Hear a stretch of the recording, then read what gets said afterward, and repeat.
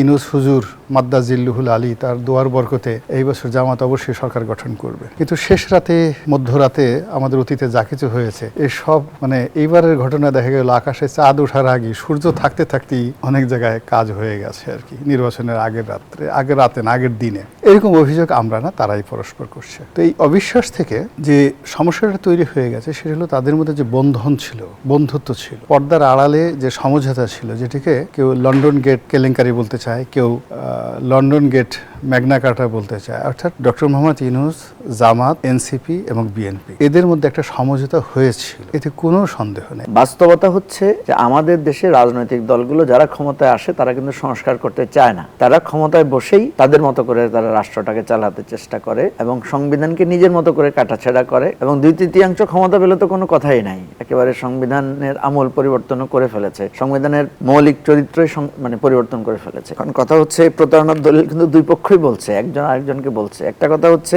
স্বরাষ্ট্রমন্ত্রী বলছে প্রতারণার দলিল, আবার স্বরাষ্ট্রমন্ত্রী নিজেই সংসদে দাঁড়িয়ে বলছে যে আমরা নির্বাচন যদি না হয় এই আশঙ্কায় নির্বাচন আদায়ের স্বার্থে অনেক কিছুই তখন আমরা মেনে নিয়েছি। তাহলে এটাকেও তো আমরা বলতে পারি তাহলে আপনি এটা প্রতারণা করেছেন, যে আপনি তখন সায় দিয়েছেন কিন্তু আসলে সেটা আপনি নিজ থেকে মানেন নাই। মনসুন রেভলিউশন বা জুলাই গণঅভ্যুত্থানের পর 2026 সালের ফেব্রুয়ারিতে দেশের মানুষ এক নতুন রাজনৈতিক বাস্তবতার মুখোমুখি হয়েছিল। একটি অবাধ ও সুষ্ঠু নির্বাচনের পাশাপাশি ভোটারদের 68.6% রায় দিয়েছিলেন জুলাই জাতীয় সনদের পক্ষে। লক্ষ্য ছিল ক্ষমতার বিকেন্দ্রীকরণ এবং ফ্যাসিবাদের চিরতরে অবসান। কিন্তু মাত্র 4 মাসের মাথায় সেই ঐকমত্য আজ বড় ধরনের ভাঙনের মুখে। একদিকে ক্ষমতাসীন বিএনপি নেতৃত্বাধীন জোট সংসদের 2/3 সংখ্যাগরিষ্ঠতা নিয়ে অষ্টাদশ সংশোধনীর মাধ্যমে সংবিধান সংশোধন করতে চাইছে।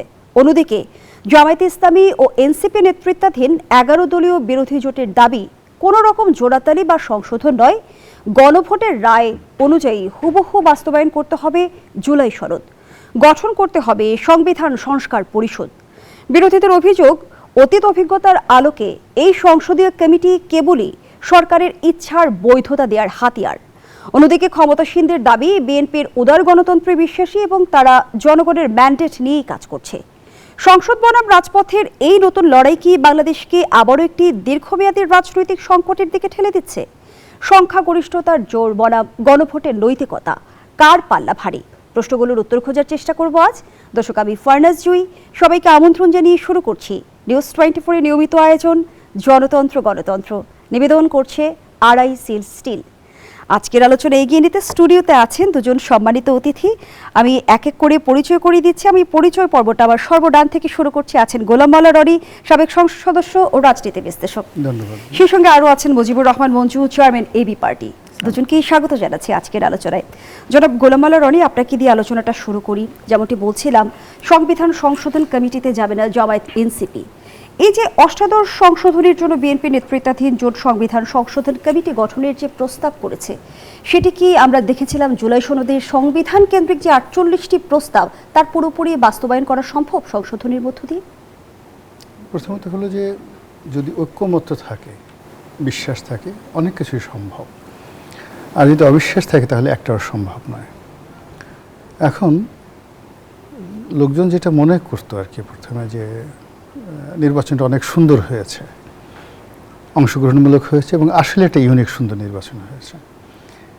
এখন বিএনপি খোদ তারা এত ব্রুট মেজরিটি পাওয়ার পরও তারা বলছে যে জামাত এখানে ইঞ্জিনিয়ারিং করেছে, আদারওয়াইজ তারা 10-12টার বেশি সিট পেত না, 78টা সিট ইঞ্জিনিয়ারিং করে পেয়েছে। ওদিকে জামাত বলছে যে এটা পূর্ব নির্ধারিত একটা ফল তৈরি করা ছিল, ইঞ্জিনিয়ারিং করে বিএনপি ক্ষমতায় এসছে। আদারওয়াইজ জনমত জামাতের পক্ষে ছিল। জামাতের 2টো ট্রাম্প কার্ড ছিল, একটা হলো চাঁদা ট্রাম্প কার্ড, চাঁদা কার্ড, এটা পুরো বিএনপির বিরুদ্ধে দিয়ে দিয়েছিল, আর একটা ছিল বেহেশতের কার্ড। তো দুটো নিয়ে তারা মোটামুটি 100% কনফিডেন্ট ছিল যে যেভাবে হোক না কেন ইনুস হুজুর মাদ্দাজিল্লুহুল আলী তার দোয়ার বরকতে এই বছর জামাত অবশ্যই সরকার গঠন করবে। কিন্তু শেষ রাতে মধ্যরাতে আমাদের অতীতে যা কিছু হয়েছে এসব এইবারের ঘটনা দেখা গেল আকাশে চাঁদ ওঠার আগে সূর্য থাকতে থাকতেই অনেক জায়গায় কাজ হয়ে গেছে আর কি, নির্বাচনের আগের রাতে না আগের দিনে।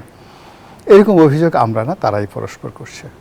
তো এই অবিশ্বাস থেকে যে সমস্যাটা তৈরি হয়ে গেছে সেটা হলো তাদের মধ্যে যে বন্ধন ছিল, বন্ধুত্ব ছিল, পর্দার আড়ালে যে সমঝোতা ছিল, যেটিকে কেউ লন্ডন গেট কেলেঙ্কারি বলতে চায়, কেউ লন্ডন গেট ম্যাগনা কার্টা বলতে চায়। অর্থাৎ ডক্টর মোহাম্মদ ইউনূস, জামাত, এনসিপি এবং বিএনপি এদের মধ্যে একটা সমঝোতা হয়েছিল, এতে কোনো সন্দেহ নেই। এখন সেই সমঝোতাটার কয়েকটা পর্ব। একটা পর্ব হলো জামাতের সভাপতি ডক্টর শফিক যখন তারেক রহমান সাহেবের বাসায় বেগম জিয়াকে দেখতে গেলেন, এটা একটা সিগনিফিক্যান্ট ঘটনা ছিল। আপনি চিন্তা করুন, মির্জা ফখরুল সাহেবের মতো মানুষ, আমির খসরু মাহমুদ চৌধুরীর মতো মানুষ বা অন্যান্য যে সকল বিএনপির বড় বড় নেতা আছেন, তারা জীবদ্দশায় লন্ডনে গিয়ে তারেক রহমান সাহেবের বাসায় দেখা করেছেন, তার বাসায় দুপুরের খাবার খেয়েছেন, এরকম কোনো খবর আমরা দেখিনি। বেশিরভাগ ক্ষেত্রে আমরা দেখেছি যে বিএনপির বড় বড় নেতা, এমনকি আমাদের মঞ্জুর সাহেবও যখন দেখা করতে গেছেন, এদের দেখা সাক্ষাৎ পাবে হয়েছে, হোটেলে হয়েছে, লবিতে হয়েছে। তো জামাতের আমির যখন একেবারে সেই বেগম জিয়ার সঙ্গে দেখা করার জন্য তার বাসায় চলে গেলেন লন্ডনে, ইট ওয়াজ এ সিগনিফিক্যান্ট মিটিং। তারপর ওই সময়টাতে বিএনপি বারবার বলেছে যে একটা জাতীয় সরকার আমরা করব, জামাতও বলেছে একটা জাতীয় সরকার করব। এইভাবে করতে করতে করতে করতে দেখা গেল যে লন্ডনের একটা বৈঠক হলো, সেই বৈঠকের পরেও কথাবার্তা চেঞ্জ হয়নি, কিন্তু ভোটের পরে দেখা গেল সব কিছু চেঞ্জ, একেবারে চেঞ্জ। তো সেখানে এই যে চেঞ্জ হয়ে গেছে 100 দিনের মাথায়, এটার লক্ষণ ভালো না, কোনো অবস্থাতেই লক্ষণ ভালো না। এর কারণ হলো যে শত্রুর সঙ্গে শত্রুতা করা যায়, কিন্তু মিত্রের সঙ্গে শত্রুতা এটা জীবনহানি ঘটায়, প্রাণহানি ঘটায়। কিন্তু আমাদের রাজনীতিতে ইউটার্নের তো বহু নজির রয়েছে।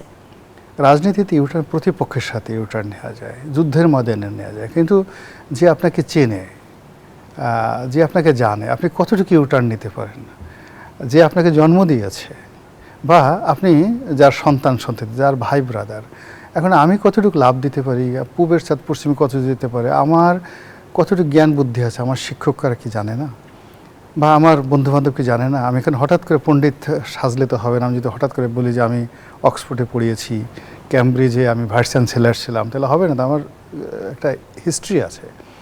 তো বাংলাদেশের বিএনপি এবং আওয়ামী লীগ এই দুটো রাজনৈতিক দলের মধ্যে কিছু রহস্যময়তা আছে। এই দুটো দলের মধ্যে প্রতিযোগিতা আছে এবং একে অপরকে এখনও তারা হয়তো ওইভাবে চিনে না, কিন্তু জামাত আর বিএনপি তো একই মায়ের পেটের ভাইয়ের মতো, মানে একই ঘরের আপন দুই ভাই বোন, তারা একে অপরকে এতটা চিনে, এদের সঙ্গে পাঙ্গা লড়া যাবে না, কোনো অবস্থায় যাবে না। এবং সেটা যদি পাঙ্গা নেওয়া হয়, আমি পাঙ্গা কথাটা বললাম যে এটা আমার মুখে মানে না, যেহেতু জামাতের সেক্রেটারি তিনি নিজেই বলেছেন, এবং তিনি এক থ্রেড দিয়েছিলেন যে জন্ম নিয়ে বাপের সাথে পাঙ্গা নিয়েও না, এনসিপির কাকে যেন বলছিলেন। তো এর থেকে আমার কাছে মনে হয় পাঙ্গা শব্দটা মনে হইলি ওই ওনার নাম, আমার নাম গোলাম মাওলা রনি, ওনার নাম হলো গোলাম পারোয়ার। এই গোলামে এমন সুন্দর, এবং মনে হয় যে আমার ভাই পাঙ্গা বলেছে, এখন আমি যদি কথায় কথায় পাঙ্গা না বলি তাহলে আমার এই ভাইয়ের অপমান হবে। এই জন্য আমি বারবার শুধু পাঙ্গা বলি, যে আমার ভাই একটা শব্দ বলেছেন, সেটাকে পপুলারাইজ করা দরকার। তো এখন ওনার এই এক পাঙ্গা শব্দের কারণে এনসিপি একদম স্টপ হয়ে গেছে। ওই দিনের পর থেকে এনসিপি আর একটু নড়াচড়া করে নাই, জামাতের বিরুদ্ধে যায় নাই, উল্টে ফেলে একেবারে নারায়ণ তকবীর আল্লাহু আকবার বলে জামাতের বিলীন হয়ে গেছে। একই অবস্থা এখন বিএনপির যারা লোকজন আছে তাদের একটা মনস্তাত্ত্বিক চিন্তা করেন, যারা প্রথম দিন থেকেই বিএনপির লোকজন মনে করে যে তাদের চাইতে ব্যক্তিগতভাবে জামাতের লোক বিশ্বাসী, জামাতের লোক ইমানদার, জামাতের লোক চাঁদাবাজ না, এরা বিএনপির একটা প্রত্যেকটা লোক মনে করে। জাস্ট একটা ছোট্ট উদাহরণ দিই, সাক্ষ্য কেউ নেয়, কিন্তু আমি কথাটা সত্য, যেহেতু আমি মৃত ব্যক্তিকে সাক্ষ্য নিয়ে বলছি। কাদের মোল্লা সাহেব জেলখানাতে উনি আমার পাশাপাশি ছিলেন। তো কাদের মোল্লা সাহেব সেই জামাতের মধ্যে যে কজন লোক পিআর করতো, পাবলিক রিলেশন করতো, তার মধ্যে উনি ছিলেন সম্ভবত প্রধান ব্যক্তি। শেখ হাসিনার সঙ্গে তার ভালো সম্পর্ক, বেগম জিয়ার সাথে তার ভালো সম্পর্ক, ইত্যাদি ইত্যাদি। তো উনি একদিন বেগম জিয়ার সঙ্গে দেখা করতে গেছেন, তিনি তখন প্রাইম মিনিস্টার, একবার প্রথম সরকারের জমানাতে। তো ওনার রুমে যেতে হলে তো জুতা খুলে যেতে হতো, তো ওখান থেকে বের হয়ে দেখেন কাদের মোল্লা, দেখেন তার জুতা চুরি হয়ে গেছে। এখন ওই রুমে আবার ঢুকছে, ম্যাডাম এই আপনার অফিসে এসে আমার জুতা খুলে জুতা চুরি হয়ে গেছে, এখন আমাকে জুতা কিনে দিতে হবে। উনি খুব মজা করে কথা বলতেন। তো বেগম জিয়া বলতেন যে এটা কি জামাতের অফিস পাইছেন নাকি, এটা তো বিএনপির অফিস। এবং উনি আমাকে কাদের মোল্লা সাহেব জেলখানাতে বসে ওনার মৃত্যুর কয়েকদিন আগে আমাকে এই কথাগুলো বলেছেন। তা বোঝার চেষ্টা করুন যে স্বয়ং বেগম জিয়া জামাতের অফিস আর তার নিজের অফিসকে কিভাবে ট্রিট করতেন, কথাটা যদি কাদের মোল্লা সাহেব মিথ্যা না বলে থাকেন, আল্লাহ মাফ করুক। তা সেই দিক থেকে ধরেন আপনি মনস্তাত্ত্বিকভাবে একজন লোককে সৎ মনে করছেন আর নিজেকে বা নিজের আশেপাশের লোকজনকে মনে করতেছেন আমি এতটা সৎ না, আপনি তার সঙ্গে ফাইটিং করে পারবেন না, কখনই পারবেন না। 2 নম্বর হলো জামাতের কথা চিন্তা করার। জামাত প্রথমে মনে করতেছে আমি জান্নাতি, আর বাকি যারা আছে এরা কোনো মতে জান্নাতে যেতে পারে, কিন্তু এদের জেনার জন্য বিচার হবে, ব্যভিচারের জন্য বিচার হবে, চাঁদাবাজির জন্য বিচার হবে, তারপরে এদের ইমান ভাগাভাগি করে মাফামাফি করে মোটামুটি কয়েক হাজার বছর তারা জাহান্নামে পড়ে এরপরে বেহেশতে, যেহেতু তারা আল্লাহ রাসূলকে বিশ্বাস করে, আসলেও আসতে পারে। তো এইভাবে যখন ডিফারেন্সিয়েট করে, তাহলে আপনি চিন্তা চেতেন একটা বাঘ, সে যে মহিষকে ভয় দেখাচ্ছে, মহিষের কাছে শক্তি বেশি, কিন্তু বাঘের দৃষ্টিভঙ্গির কারণে এখন জামাতের যে অবস্থা হয়েছে, জামাত সে মনে করছে যে তারা একটা জান্নাতি দল, তাদের শক্তি আছে, তাদের ইতিহাস আছে, ঐতিহ্য আছে, তারা চাঁদাবাজি করে না, 2 নম্বরই করে না। 71-এ যে সমস্ত খুন, দর্শন, রাহাজানির কথা বলা হয়, এটা জামাতের বর্তমান প্রজন্ম তারা বিশ্বাস করে না, দে ডোন্ট বিলিভ। এখন একজন লোক বিশ্বাস করে না, সে বলছে না না এই হুজুর এই কাজ করতে পারে না, আমার পূর্বপুরুষ গোলাম আজমের মতো মানুষ এই কাজ করতে পারে, এটা কখনো এটা হতে পারে না। ওটা এমনি আওয়ামী লীগের লোকজন একটা ন্যারেটিভ তৈরি করেছে। তো এই বিশ্বাসের এবং দৃষ্টিভঙ্গির জায়গাতে যে সুপ্রিয়ার কমপ্লেক্স অ্যান্ড ইনফেরিয়ার কমপ্লেক্স আছে, তো সেই ইনফেরিয়ার কমপ্লেক্সের কারণে এদের মধ্যে আগে যেভাবে সম্পর্ক ছিল ওইভাবে থাকলে ভালো হতো, তলে তলে সমঝোতা হতে ভালো হতো। কিংবা রুমিন ফারহানা যেটা বলেছেন আমি এবং মামুদের সরকার, এখানে আমি যা মামুদের সরকার, সেটা হলেও ভালো হতো। কিন্তু এটা যদি ফাইটিংয়ে চলে যায়, অবিশ্বাসে চলে যায়, সেখানে আসলে বিএনপি বেশি ক্ষতি। ইতিমধ্যে কিন্তু বিরোধী দলের নেতারা যেমনটি বলছেন, শুধু বৈধতা দিতে কমিটিতে অংশগ্রহণের কোনো অর্থ নেই, তারা রাজপথেই সমাধান দেখছেন। সংসদকে পাশ কাটিয়ে রাজপথে সংবিধান কেন্দ্রিক জটিলতার সমাধান হবে কি? সংবিধান না, এখানে তো মূল ব্যাপার হলো আপনি তাদের ইসলামী ব্যাংক নিয়ে যাচ্ছেন, তো সরকারি বসে বসে ডিম পারবে নাকি, কি বললেন আপনি? তাদের পেটে হাত দিয়েছেন, রুটি রুজিতে হাত দিয়েছেন। তাদের একটা পত্রিকা আছে নয়া দিগন্ত, সেই নয়া দিগন্তে বিজ্ঞাপন বন্ধ, এই সরকার আসার সঙ্গে সঙ্গে তারা বিজ্ঞাপন পাচ্ছে না। জামাতের যারা লোকজন আছে প্রত্যেকটা লোকরে বিভিন্ন এলাকাতে এমপি হয়েছেন, এমপিরা ঠেলার উপরে আছে, ফলে আপনি উপরে উপরে দেখা হইলে খালি ভালো ব্যবহার করবেন। ইসলামী ব্যাংকের নিয়োগ নিয়ে আমরা পুলিশের লাঠিচার্জ, জল কামানের ব্যবহার কেন দেখলাম? ব্যবহার দেখলাম বিকজ এই গত কয়েক মাস যাবৎ, 18 মাস যাবৎ ধীরে ধীরে ইসলামী ব্যাংক, জামাত তারা তাদের যে হারানো গৌরব ফিরে পাচ্ছিল, ধীরে ধীরে প্রতিষ্ঠা করছিল, তারা তাদের মানে সেই যে ম্যানেজমেন্ট এটা তারা প্রতিষ্ঠা করে ফেলছিল, অলমোস্ট 80% তারা মানে এসাল্লমুক্ত করে ফেলেছিল। ঠিক সেমন সময় এসে আবার নতুন করে এখন এই সরকার ক্ষমতা আসার পরে, যেটা আমরা আগেই বলছিলাম যে যদি কোনো দিন বিএনপি ক্ষমতা আসে, অমুক লোক, আমি নাম বললাম না, অমুক লোক যদি ভালো পদ পদবিতে আসে, তাহলে এখানে আবার এসাল্লম পরিবার ফিরে আসবে। সেই ঘটনাটি তো হয়ে গেছে। তা জামাতে এখন দেখবে যে ও মাই গড, আমাকে তেলের মধ্যে ফেলে দিয়েছে, মানে উত্তপ্ত কড়াইয়ের মধ্যে ফেলে দিয়েছে, আমি এখন ভাজা ভাজা হব, ভাজা ভাজা হওয়ার পর আমাকে চাবিয়ে চাবিয়ে খাবে, মাছ যেভাবে খায়। তাহলে কি আবারও ইসলামী ব্যাংকের নিয়ন্ত্রণ এসালমের হাতে যাচ্ছে? আপাত দৃষ্টিতে তো এখন তাই মনে হচ্ছে, এসালমের হাতে চলেই গেছে, এখন জামাত ঠেকানোর চেষ্টা করছে। ফলে এটা হলো, আপনি হয় কি যে কোনো একটা মানুষকে যদি আপনি পেটে দেন, পিঠে লাথি সহ্য হয়। জামাতের যে জায়গাগুলো রয়েছে সেই জায়গাগুলোতে যদি তাকে আপনি তার সেই ইসলামী 5টা ব্যাংক, ইবনে সিনা, ফাইন্যান্সিয়াল ইনস্টিটিউশন, অর্থাৎ তারা আয় রোজগার ভালো হতো, এরপর আপনি তাদেরকে দাপড়ের উপর রাখতেন, দৌড়ের উপর রাখতেন, তাহলে সেটা সহ্য করতে। এখন আপনি তাকে পেটেও মারবেন, ভাতেও মারবেন, আর যন্ত্রণা করবেন, তারা কী করবে? রাজপথে যাওয়া ছাড়া তাদের কোনো উপায় নাই। এবং তাদের প্রয়োজন হলে তারা আবার সেই শেখ হাসিনার সাথে যুক্ত করবে। তারা তো 86 সনের পরে তারা কি একসাথে শেখ হাসিনার সঙ্গে ছিল না? তারা শেখ হাসিনার সঙ্গে ছিল। তারা 96-91 পরে তারা কি আবার শেখ হাসিনার সঙ্গে যায়নি? বহুবার তারা শেখ হাসিনার সঙ্গে গিয়েছেন। তা আবার যদি তারা দিল্লিতে যায়, আবার যদি নরেন্দ্র মোদীর সঙ্গে তাদের সম্পর্ক হয়ে যায়, মমতার সঙ্গে তাদের ভালো সম্পর্ক ছিল, ভালো কথা। এখন যে নতুন শুভেন্দু আসছে, শুভেন্দুর সঙ্গে জামাতের আমিরের যদি বন্ধুত্ব হয়ে যায়, রাজনীতিতে তো শেষ বলে কোনো কথা নেই, হলেও হতে পারে।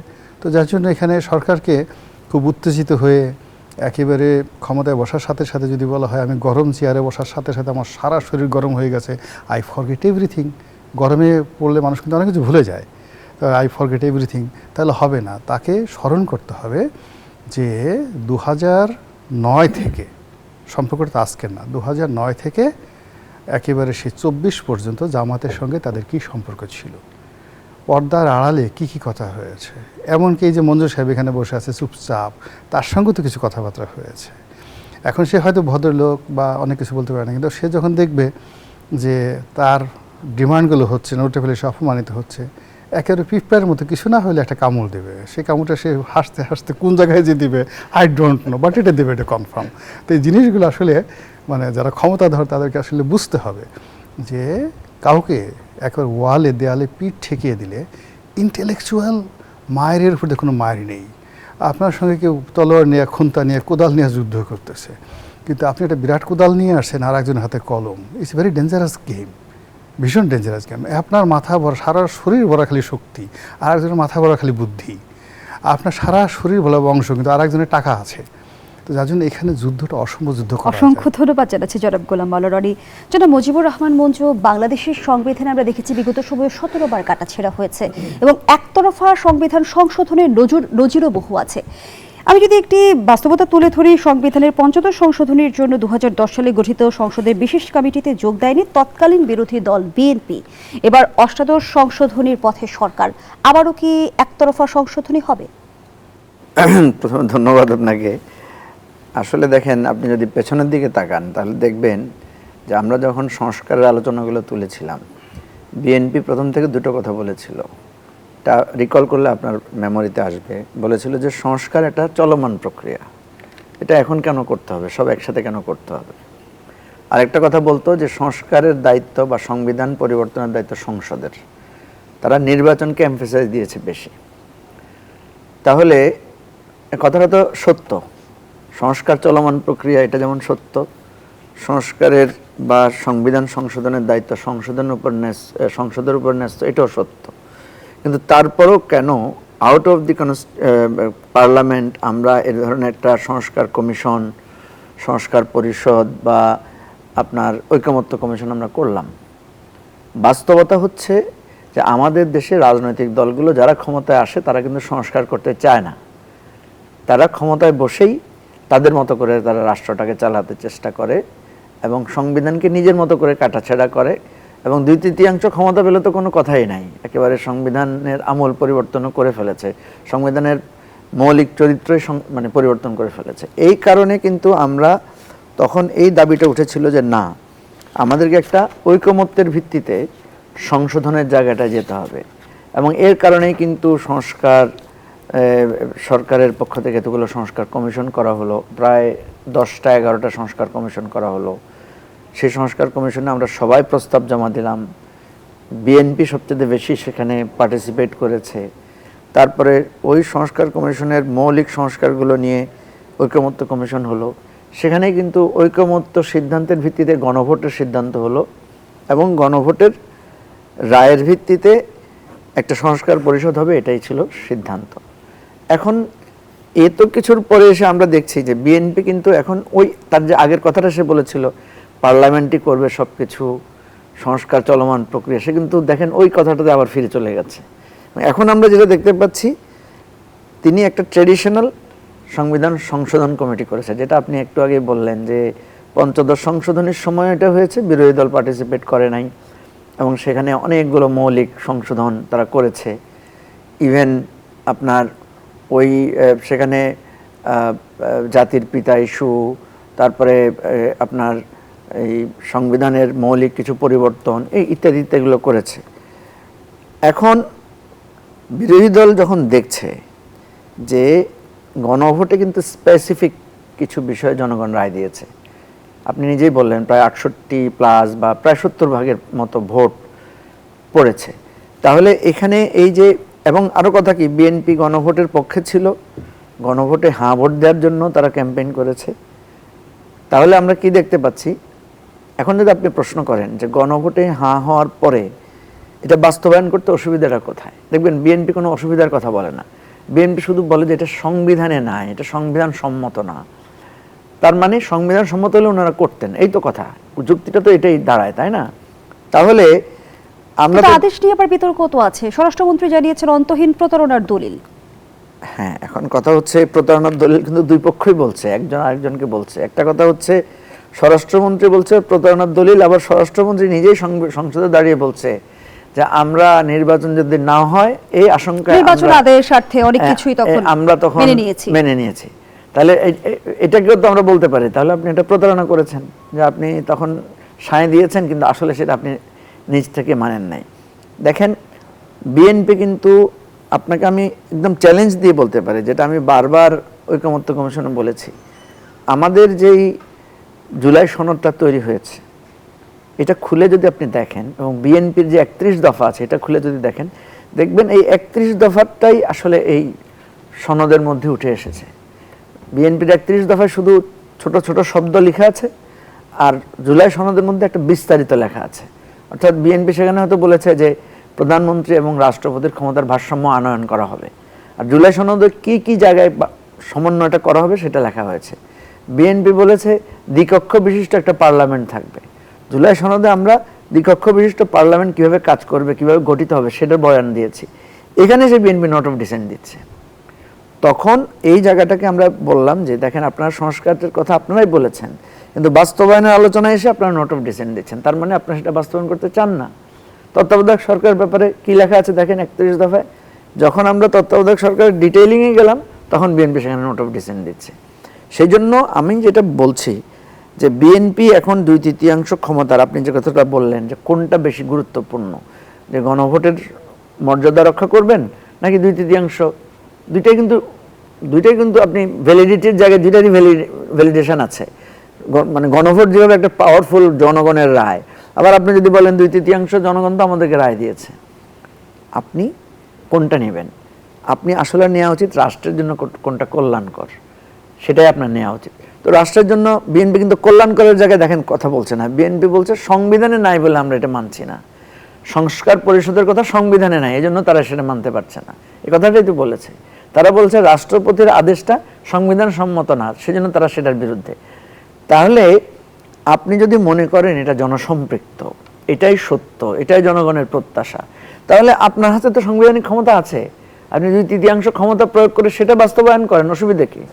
কারণ আমি ধরে নিলাম যুক্তির ক্ষেত্রে যে গণভোটটা বৈধ হয় নাই, তারপরে ওই যে রাষ্ট্রপতি আদেশেরটা নিয়েও আপনাদের আপত্তি আছে, কিন্তু যেই বিষয়ে আদেশ, যেই বিষয়ে মানুষের রায়, সেটা তো জনগণের প্রত্যাশা। জনগণ তো চায় একটা তত্ত্বাবধায়ক সরকার ব্যবস্থা সুন্দরভাবে প্রতিষ্ঠিত হোক, জনগণ তো চায় দ্বিকক্ষ বিশিষ্ট পার্লামেন্টটা একটা মানে পিআরের ভিত্তিতে হোক, জনগণ তো চায় মানবাধিকার কমিশন, দুদক, তারপরে পিএসসি, এগুলো একটা নিরপেক্ষ জায়গা থেকে একটা সকলের সম্মিলিত কমিটির মাধ্যমে হোক, জনগণ তো এটা চায়। আপনি সেটাকে এখন 2/3 ক্ষমতার বলে সুন্দর করে করেন না, অসুবিধা তো নাই, কিন্তু আপনি দেখবেন বিএনপি করছে না সেটা। বিএনপি দলীয়করণের দিকে যাচ্ছে, দলীয় লোকদেরকে নিয়োগ দিচ্ছে এবং বিভিন্নভাবে ঘুরিয়ে ফিরিয়ে কিন্তু সে তার কমিটমেন্ট থেকে সরে আসছে। জনাব মুজিবুর রহমান মঞ্জু, বিএনপিকে অন্তর্বর্তী সরকারের চাপে দেওয়া সংস্কার মানতে চাইছে না, নিজেদের মতো সংস্কার করতে চাইছে, বিষয়টি এমন? আমি প্রশ্নটি রাখছি আপনার কাছে, বিরতির পর ফিরছি। দর্শক, গণতন্ত্রের এই পর্যায়ে একটা বিরতি দিচ্ছে, সাথে থাকুন। আবার আমন্ত্রণ, দেখছেন নিউজ 24 এর নিয়মিত আয়োজন গণতন্ত্র। নিবেদন করছে RICL স্টিল। আমরা আবারও ফিরছি আলোচনায়। জনাব মুজিবুর রহমান মঞ্জু, যে প্রশ্নটি রেখে বিরতিতে গিয়েছিলাম, অন্তর্বর্তী সরকারের চাপে দেওয়া সংস্কার কি বিএনপি বাস্তবায়ন করতে চাইছে না, নিজেদের মতো সংস্কার বাস্তবায়ন করতে চাইছে, বিষয়টি কেমন? না, অন্তর্বর্তী সরকার তো এখানে কোনো সংস্কার প্রস্তাব দেয় নাই। সংস্কার প্রস্তাবগুলো কিন্তু সব রাজনৈতিক দলগুলোই দিয়েছে। অন্তর্বর্তী সরকার শুধু একটা সংস্কার কমিশন গঠন করেছে। তাহলে গণভোটে কেন নোট অফ ডিসেন্ট অন্তর্ভুক্ত করা হয়েছিল? আমি আপনাকে বলি, প্রথম কথা হচ্ছে আপনি দেখবেন বিএনপির যে 31 দফা আছে সেখানে কিন্তু প্রথমে বলা আছে যে সংবিধান সংস্কার কমিশন তারা গঠন করবে। তো এখন ওই বিএনপির 31 দফার, আমি তো আবারও বলছি যে ওইটার ইলাবোরেশন করতে গিয়ে যখন আমরা আলোচনায় গেলাম, তখন বিএনপি পরোক্ষভাবে মনে করছে যে তারাই তো ক্ষমতায় আসবে, তাদের মধ্যে এই ধরনের একটা অবস্থান তৈরি হয়েছিল। তো যে কোনো সরকার মনে করে যে সংস্কার যদি তার জন্য আসে তাহলে সে এককভাবে একচ্ছত্রভাবে সরকার পরিচালনা করতে পারবে না। এবং আমরা যখন সংস্কার কমিশনে বা ঐকমত্য কমিশনে আলোচনাগুলো করছিলাম, তখন বিএনপির পক্ষ থেকে বারবার বলা হচ্ছিল যে আপনারা যদি সরকারকে এভাবে হাত পা বেঁধে দেন, সরকারকে যদি আপনারা এইভাবে করেন, তাহলে সরকারের কর্তৃত্ব তো খর্ব হবে। দেখেন, আমাদের মূল কথাটাই ছিল যে আমরা সরকারের তো কর্তৃত্ব খর্ব করতে চাই, আমরা চাই সরকার জবাবদিহিতামূলক হবে, সরকার একচ্ছত্র ক্ষমতা ব্যবহার করবে না, সরকার দলীয়করণ করবে না, এখন আজকে দেখেন, আমি একজন মন্ত্রীকে দেখলাম, উনি বলেছেন যে জনগণ আমাদেরকে রায় দিয়েছে, আমরা আমাদের লোকদেরকে বসাবো বিভিন্ন জায়গায়। ঠিক আছে, তাইলে আওয়ামী লীগও তো একই কথাই বলেছে। আওয়ামী লীগ কি করেছে? সে সব জায়গায় নিজের দলের লোক বসাতে বসাতে এমন অবস্থায় গিয়েছে, শেষ পর্যন্ত সে নির্বাচন ব্যবস্থাটাও দেখা গেছে যে সে নিজে জিতার মতো করে নির্বাচনটা করেছে। এটাই ধরা, মানে ফ্যাসিবাদটা এভাবেই তৈরি হয়। আমরা সেই কথাটা বোঝাতে চাচ্ছিলাম যে আপনি যেহেতু এরকম একটা পরিস্থিতিতে আমরা এসেছি, যেটা রনি ভাই একটু করে বললেন, যে দেখেন আওয়ামী লীগকে হারিয়ে এখন যারা ক্ষমতায় আছে এরা তো সবাই গণ অভ্যুত্থানের শক্তি। কিন্তু আওয়ামী লীগকে তো এই বিষয়ে আমরা দেখেছি চরম মূল্যও দিতে হয়েছে। ইতিহাস থেকে কি রাজনৈতিক দলগুলো শিক্ষা নিয়েছে? না, সেটা তো নেয় না, এটাই তো কথা হচ্ছে যে আপনি একটু আগে বললেন যে একই জিনিস পঞ্চদশ সংশোধনের জন্য যেভাবে একক কমিটি কাজ করেছে, এখনো দেখা যাচ্ছে একই জিনিসই হবে। বিএনপি তার নিজেদের পছন্দের লোকদের বা তার সমর্থক লোকদেরকে নিয়ে সে একটা কমিটি করে সে তার মতো করেই, আপনি যেটা বললেন যে তার মতো করেই সে একটা সংস্কার দিবে, এবং এই সংস্কার কখনোই জনগণের সংস্কার হিসেবে কাজ করবে না, কারণ সে তার নিজের সুবিধা কোথায় কোথায় সেভাবেই বিষয়গুলোকে প্লেস করবে। এখন কথা হচ্ছে যদি করে, এবং সবচাইতে বড় কথা যেটা, ক্ষতিটা কোথায় হবে দেখেন, সরকারকে অ্যাকচুয়ালি চেক অ্যান্ড ব্যালেন্সে রাখে কারা? চেকস অ্যান্ড ব্যালেন্সে রাখবে হচ্ছে বিচার বিভাগ। আমরা সেজন্য বলেছি যে বিচার বিভাগকে স্বাধীন করতে হবে। সরকারকে চেকস অ্যান্ড ব্যালেন্সে রাখে হচ্ছে দুদক, যে সরকারকেও সে মানে তদন্ত করতে পারবে। সরকারকে চেকস অ্যান্ড ব্যালেন্সে রাখবে মানবাধিকার কমিশন, পুলিশ কমিশন, এগুলোকে। এখন এই জিনিসগুলো, এই মৌলিক, এরপর হচ্ছে নির্বাচন কমিশন। ঠিক আছে, এখন ধরেন এই মৌলিক জায়গাগুলোতে সরকার যদি তার নিজের দলের লোক বসায়, নিজের পছন্দসই লোককে বসায়, পিএসসিতে যদি সে নিজের পছন্দসই লোক দিয়ে দলীয় লোকদেরকে নিয়োগ দেয়, যেটা আওয়ামী লীগ করেছিল, যে পিএসসির মাধ্যমে সে বিএনপি পন্থী, জামাতপন্থী আত্মীয় স্বজন কাউকে নিয়োগ দিতে মানে বাধা দিয়েছে। এই কাজটা যদি বিএনপি করে তাহলে কি লাভ হবে? সেই একই কথাই তো হবে। মানুষ মনে করবে যে আমরা গণ অভ্যুত্থান করেছি, গণ অভ্যুত্থানের ফল হিসেবে আসলে আওয়ামী লীগকে সরিয়ে বিএনপিকে ক্ষমতায় এনেছি, এবং বিএনপি সব জায়গায় একই রকমভাবে কাজ করছে। আমরা বিএনপিকে বোঝাতে চাচ্ছি যে এটা আপনাদের বিরুদ্ধে না, এই সংস্কারটা আপনাকে সাস্টেইনেবল করবে, আপনার রাজনীতিটাকেই দীর্ঘস্থায়ী করবে। আপনি যদি এই সংস্কার না করেন তাহলে খুব দ্রুত আপনি অজনপ্রিয় হবেন। এখন ধরেন বিএনপি যদি বলে যে আমরা 2/3 ক্ষমতা পেয়েছি, আসলে তো সত্য, 2/3 ক্ষমতা দিয়ে সে চাইলে একেবারে সংবিধানের খোলনলচে পাল্টে দিতে পারবে, কিন্তু এই খোলনলচে পাল্টে দিয়ে অতীত তো ভালো হয় নাই। জনগণ আপনাকে ক্ষমতা দিয়েছে বলে আপনি আপনার ইচ্ছা মতো সব কিছু করবেন তা তো না, আপনি তো একটা কমিটমেন্ট দিয়েছেন। বিএনপির 31 দফার কমিটমেন্ট, আমি মনে করি বিএনপি যদি এই সংস্কার, সে এখন যে পথে হাঁটছে তা হাঁটায়, তাহলে তার 31 দফা কমিটমেন্ট, তার যে নির্বাচনী প্রতিশ্রুতি, সবগুলোই ভঙ্গ হবে। অসংখ্য ধন্যবাদ জানাচ্ছি জনাব মুজিবুর রহমান মঞ্জু। জনাব গোলাম মাওলা রনি, যেমনটি মুজিবুর রহমান মঞ্জু বলছিল যে বিএনপির বিরুদ্ধেও এখন দলীয়করণের অভিযোগ, সেই জায়গা থেকে আসলে আমাদের রাজনৈতিক সংস্কৃতিতেই কি মূল সংকট? আমরা অরাজনৈতিক অন্তর্বর্তী সরকারের বিরুদ্ধে এখন শুনতে পাচ্ছি যে 7 সদস্যের কিচেন ক্যাবিনেট সরকার পরিচালিত করত। প্রথমত এটা খুবই দুঃখজনক, এবং একই অর্থে মন্দ কাজ যেভাবে জ্যামিতিক হারে বাড়ে, আমাদের রাজনীতিতে মন্দ কাজগুলো ঠিক ওই জ্যামিতিক হারে বাড়ছে। এই রাজনীতিতে বহু ভালো কাজ সব সরকারের জমানায়, ধরেন আপনার কি শেখ হাসিনার কোনো ভালো কাজ নেই, বা বেগম জিয়ার কি ভালো কাজ নেই? প্রত্যেকটি সরকার যারাই বিভিন্ন সময় ক্ষমতায় আসছে, সব সরকারই কম বেশি ভালো কাজ আছে, কিন্তু পরবর্তী সরকারগুলো করলো কি, ওই ভালো কাজগুলো একটাও তারা অনুসরণ করেনি বা ধারাবাহিকতা বজায় রাখেনি। তারা যে কাটা করেছে সেটা হলো বঙ্গবন্ধু বাকশালের মাধ্যমে কিভাবে ক্ষমতা সুসংগত করতে চেয়েছিলেন, কিভাবে একক কর্তৃত্ব করতে চেয়েছিলেন, হুবহু ঠিক সেম টার্মটাই প্রেসিডেন্সিয়াল ফর্ম অফ গভর্নমেন্টে প্রেসিডেন্ট জিয়ার জন্য আমলাতন্ত্র দল তারা উপহার দিয়ে দিল, যে হুজুর এটা আপনার কদম মুবারকে রেখে গেলাম, ইউজ ইট। ফলে কি হলো, বাকশাল বলতে যা বোঝানো সেটা বঙ্গবন্ধুর আইডিয়া ছিল, কিন্তু উনি সেটা ভোগ করতে পারেননি, কিন্তু বাকশালের ফুল বেনিফিট পরবর্তী জিয়াউর রহমান সাহেব সরকার সেটা ভোগ করলেন। আবার জিয়াউর রহমান সাহেব যে জিনিসগুলো অনেক অনেক ভালো কাজ করেছেন, একটাও এরশাদ সাহেব ধারাবাহিকতা বজায় রাখলেন না। কিন্তু কিভাবে ধরেন এই ক্ষমতাকে আরও শক্তিশালী করা যায়, সব কিছু করা যায়, পুরো 10টা বছর 9টা বছর তিনি সেম কাজটা করে গেলেন, মন্দ কাজগুলো। এইভাবে ধারাবাহিকভাবে এখন যা কিছু হচ্ছে, ধরেন আওয়ামী লীগ জামানাতে অনেকগুলো ভালো কাজ হয়েছে, তার একটাও গত 100 দিনে এই সরকার করেছে, বা তার মুখ দিয়ে আপনি যদি মনে করেন যে বিএনপির কোনো মন্ত্রী বা এমপিকে বলেন যে আপনার একটা আওয়ামী লীগ সরকারের প্রশংসা করেন তো গত 17 বছরে কি ভালো কাজ করেছে, সে বলবে যে আমি গলায় দড়ি দিয়ে মরব, কিন্তু আমি ভুলেও ওই আওয়ামী লীগের প্রশংসা করতে পারবো না। আর যদি ধরেন 1 বছর যাবৎ বা 2 বছর যাবৎ বিছানায় প্যারালাইজড হয়ে শুয়ে আছে, আপনি গিয়ে বিএনপির কোনো লোকের কাছে এরকম একটা চুঙ্গা ধরেন সামনে গিয়ে যে আপনি একটু শেখ হাসিনার 3টা গালি দেন, 3টা গালি দিলে আগামীতে আপনার নমিনেশনটা কনফার্ম, দেখবে যে প্যারালাইজ দূর হয়ে গেছে, এটা লাভ দিয়ে তিরিং বেড়ে এসে দাঁড়াই গেছে।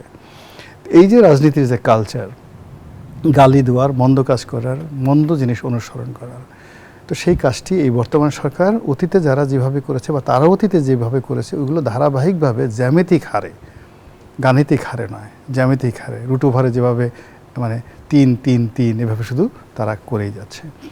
এখন ধরুন শেখ হাসিনার জমানাতে যে দলীয়করণ হলো, সেই দলীয়করণের মধ্যে ডাইমেনশন কী ছিল?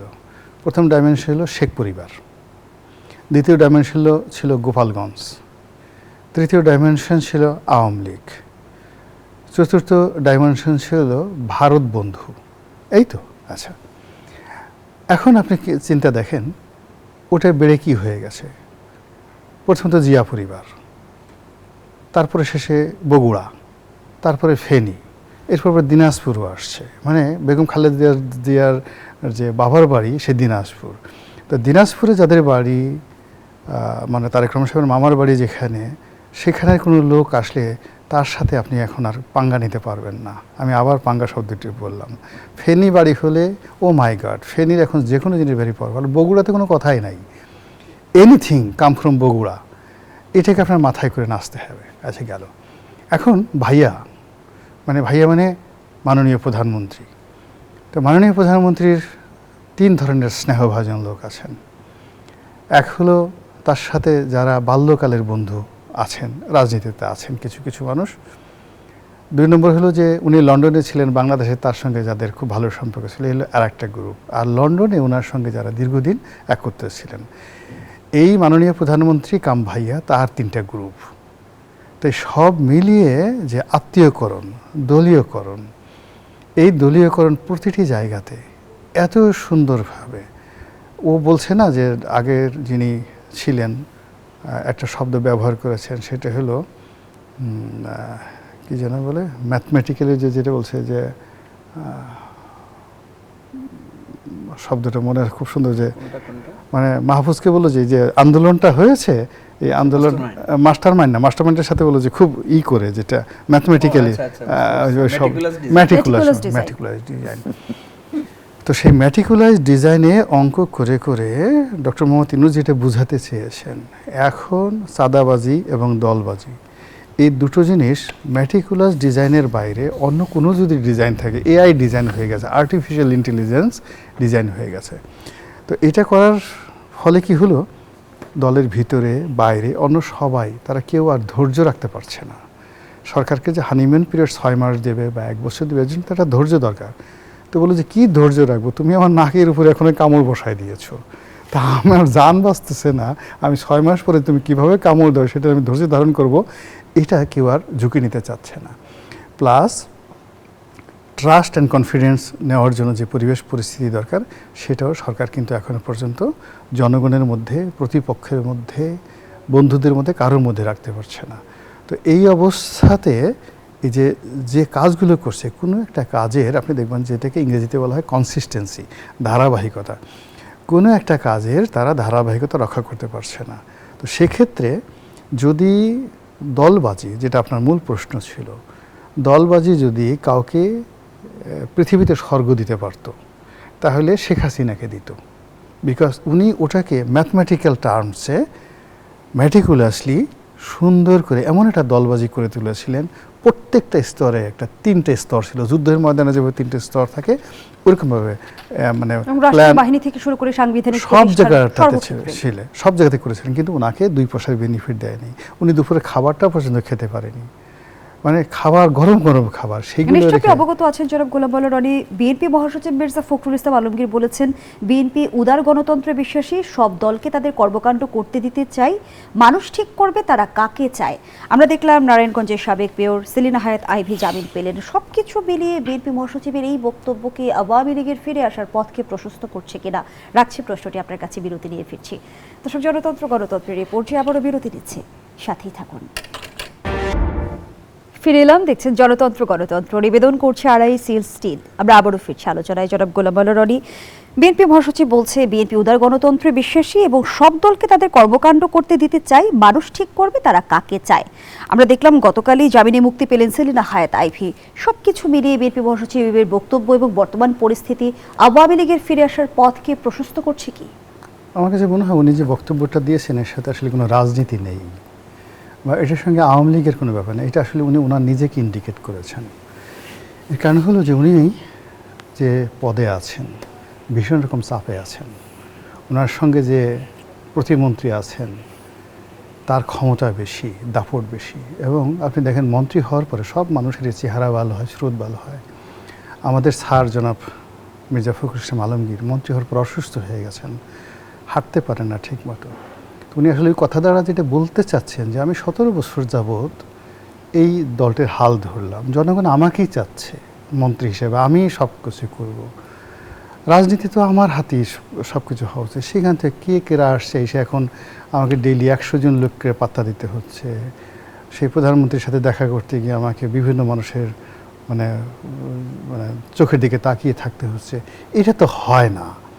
উনি যেটা চাচ্ছেন যে গণমুখী জনগণ যেটা চাচ্ছে সেটাই। কিন্তু ওনার এই বক্তব্যের মাধ্যমে ওনার যে এখন দুর্দশা, ওনার যে অবস্থা, এটা বাংলাদেশের সব মানুষ জানে। এমনকি প্রকৃতি রিড করতে পারে এরকম যারা পশু পাখি আছে তারাও কিন্তু মির্জা ফখরুলের জন্য দোয়া করে যে আল্লাহ এই লোকটাকে সুস্থ, এর অবস্থা যেন তোফায়েল আহমেদের মতো না হয়, এই যেন সুস্থ মতো সসম্মানে থাকতে পারে। তো কাজেই তিনি আওয়ামী লীগকে একটা সুযোগ করে দেবেন বা তার কথার উপর ভিত্তি করে সেলিনা হায়াৎ আইভী মুক্তি পেয়েছে, এটা অনেকেও বিশ্বাস করতে পারে। কিন্তু আমাকে যেটা মনে হচ্ছে একটা শুয়ের পেছন দিয়ে উট ঢোকা যতটা কঠিন, তার চেয়েও কঠিন এখন অবস্থা হয়ে গেছে। এখন ওনার যে অবস্থা, ওনার জন্য সামনে ওনার যে মহাসচিব পদ, এটা রক্ষা করা বা এখান থেকে সসম্মানে বিদায় নেওয়া, এটা একটা এই টেনশন ওনার আছে, এতকাল রাজনীতি করলাম। আবার ওনাকে একটা পদে, সবচেয়ে বড় একটা পদ, মন্ত্রীর পদে বসায় দিয়েছেন। তো সেখানে আমরা সবাই জানি যে তিনি সেখানে আসলে ক্ষমতাধর ব্যক্তি নন। তারপরে শেষে অন্যান্য সব জায়গাতে আছেন। ফলে তার যে রাজনীতি, সেই রাজনীতিটা আসলে ইভেন ঠাকুরগাঁওতে তার যে নির্বাচনী এলাকাতে, ওখানে ওনার as a member of parliament হিসেবে তিনি একক কর্তৃত্ব স্থাপন করতে পারছেন কি না, এটা নিয়ে কিন্তু আমার যথেষ্ট সন্দেহ আছে। ফলে আওয়ামী লীগকে নিয়ে, রাজনীতিকে নিয়ে আমি তার কথার এই মুহূর্তে তত বেশি গুরুত্ব দিই না। তারপরে যেহেতু তিনি বলেছেন, একেবারে না বললেই নয়। আমরা অফিয়ারের কথা বলছিলাম, সেই অফিয়ার সূত্র ধরে জনাব মঞ্জু, উনি তো বাংলাদেশে বেশ অভিজ্ঞতার সম্পন্ন। গত কয়েক বছরে উনি না দেখেছেন এই বাংলাদেশের এমন কোনো নাই। পীরাউলিয়াদের দেবত্ব দেখেছেন, নুরানি পাওয়ার দেখেছেন অনেকের, অস্ত্র গোলা বারুদ যারা নাড়াচাড়া করে তাদেরও ক্ষমতা দেখেছেন, সব কিছু দেখেছেন। আবার আন্দোলনে মানে পেছন থেকে, সামনে থেকে, সব থেকে উনি জিনিসটা দেখেছেন। তো উনি অফিয়ারে যে কথাটা বলছিলেন সেই কথাটা আমি বলি, ওনার কথাটাই আমার মুখ দিয়ে বলি। রাজনীতি আসলে কারো দয়া মায়ার বিষয় নয়।